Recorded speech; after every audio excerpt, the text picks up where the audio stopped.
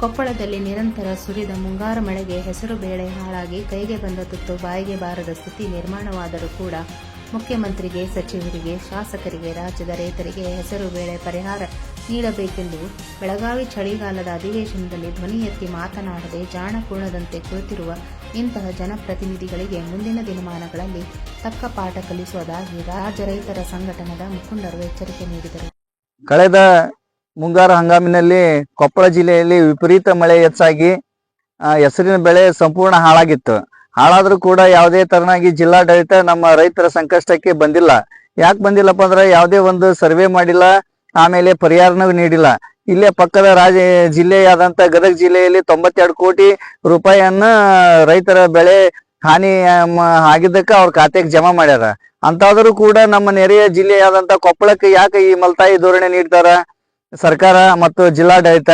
ಇದನ್ನು ನಾವು ವಿಧಾನಸಭೆಯಲ್ಲಿ ಬೆಳಗಾವಿ ವಿಧಾನ ಸಭೆ ಅಧಿವೇಶನದಲ್ಲಿ ಚರ್ಚೆ ಮಾಡಿ ನಮ್ಮ ಕೊಪ್ಪಳ ಜಿಲ್ಲೆ ಹಾಗೂ ಪಕ್ಕದ ಗದಗ ಜಿಲ್ಲೆಯೂ ಸೇರಿದಂತೆ ಹೆಸರು ಬೆಂಬಲ ಬೆಲೆ ಖರೀದಿಸಿ ಕೇಂದ್ರ ಪ್ರಾರಂಭಿಸಿದರೂ ಕೂಡ ರೈತರಿಂದ 1 ಕ್ವಿಂಟಲ್ ಹೆಸರು ಕಾಳು ಸಹ ಖರೀದಿಸಲಿಲ್ಲ. ಸರ್ಕಾರ ನಿಮ್ಮ ಹೆಸರು ಮೇಳೆಗೆ ಸಿಕ್ಕು ಕೆಟ್ಟಿದೆ, ಕಪ್ಪಾಗಿದೆ, ಬ್ಲಡ್ ಬಡಿದಿದೆ ಎಂದು ರೈತರಿಗೆ ಏನೆಲ್ಲ ಹೇಳಿ ವಾಪಸ್ ಕಳಿಸಿದ್ದಾರೆ.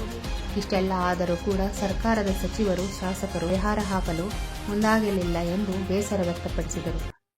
ರಾಜ್ಯಾದ್ಯಂತನ ಇವತ್ತು ಮುಂಗಾರಿಯಲ್ಲಿ ಹೆಸರು ಬಿತ್ತನೆ ಮಾಡಿದ್ದು ಎಕರೆಕ್ಕೆ 30-40 ಸಾವಿರ ರೂಪಾಯಿ ಖರ್ಚು ಮಾಡಿ ಇವತ್ತು ಏನು ಬಿತ್ತನೆ ಮಾಡಿದ ಹೆಸರು ಪ್ರಾರಂಭದಲ್ಲಿ ಒಂದು ಒಳ್ಳೆ ಮಳೆ ಆಯ್ತು, ಸಾಲ ಮಾಡಿ ಬಿತ್ತನೆ ಮಾಡಿದ್ವಿ.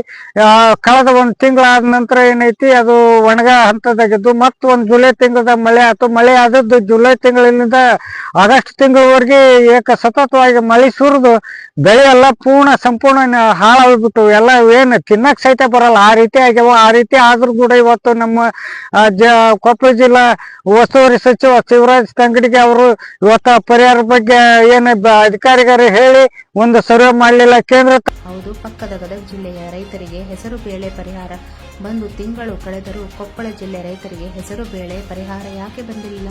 ಕೂಡಲೇ ಸಚಿವರು, ಶಾಸಕರು ಬೆಳಗಾವಿ ಚಳಿಗಾಲದ ಅಧಿವೇಶನದಲ್ಲಿ ಚರ್ಚಿಸಿ ಕೊಪ್ಪಳ ಜಿಲ್ಲೆಗೆ ಸೂಕ್ತ ಹೆಸರು ಬೇಳೆ ಪರಿಹಾರ ಕೊಡುವಂತೆ ಇನ್ವರು ರೈತರ ಪ್ರಕಾಶ್ ಡೊಳ್ಳಿನ್ ಆಗ್ರಹಿಸಿದ್ದಾರೆ. ಬೆಳಗಾವಿ ಚಳಿಗಾಲದ ಅಧಿವೇಶನದಲ್ಲಿ ಈಗಲಾದರೂ ಚರ್ಚಿಸಿ ಕೊಪ್ಪಳ ಜಿಲ್ಲೆಯ ರೈತರಿಗೆ 1 ಹೆಕ್ಟೇರ್ ಜಮೀನಿಗೆ ಸುಮಾರು 16,000 ರೂಪಾಯಿ ಬೆಳೆ ಪರಿಹಾರ ಕಲ್ಪಿಸಿಕೊಡಲು ಸರ್ಕಾರ ಮುಂದಾಗಬೇಕೆಂದು ರೈತರ ಮುಖಂಡ ಯಲ್ಲಪ್ಪ ಎಚ್. ಈಗ ನಮ್ದು ರೈತರದು ಬಹಳ ಹಾನಿ ಆಗೈತ್ರಿ. ಮಳೆ ಆಗಿ ಅತಿವೃಷ್ಟಿಯಾಗಿ ಮುಂಗಾರಿ ಹೆಸರು ಬಿತ್ತಿದಾಗ ನಮ್ದು ಬಹಳ ಹಾನಿ ಆಗೈತಿ. ಮಳೆ ಹತ್ತಿ ಎಲ್ಲ ಕೊಳತೋಗೈತಿ, ಮನೆಯಾಗಿ ಹೆಸರು ಕೊಳತೋಗ್ಯಾವು. ಇದಕ್ಕೆ ಬೆಳೆ ಪರಿಹಾರ ನಮ್ಮ ಸರ್ಕಾರ ಏನೂ ಪರಿಹಾರ ನೀನು ಕೊಟ್ಟೇ ಇಲ್ಲ. ಪಕ್ಕದ ಹಳ್ಳಿಯಲ್ಲಿ ಗದಗ ಜಿಲ್ಲಾದೊಳಗ ರೈತರಿಗೆ ಸಹಾಯ ಮಾಡಿದ್ರು, ಅವ್ರಿಗೆ ಬೆಳೆ ಪರಿಹಾರ ಕೊಟ್ರು. ನಮ್ಮ ಕೊಪ್ಪಳ ಜಿಲ್ಲೆಗೆ ಯಾಕೆ ಬಂದಿಲ್ಲ ಅಂತ ನಾವು ಮನವಿ ಕೇಳ್ಕೊಳಕತ್ತೀವ್ರಿ.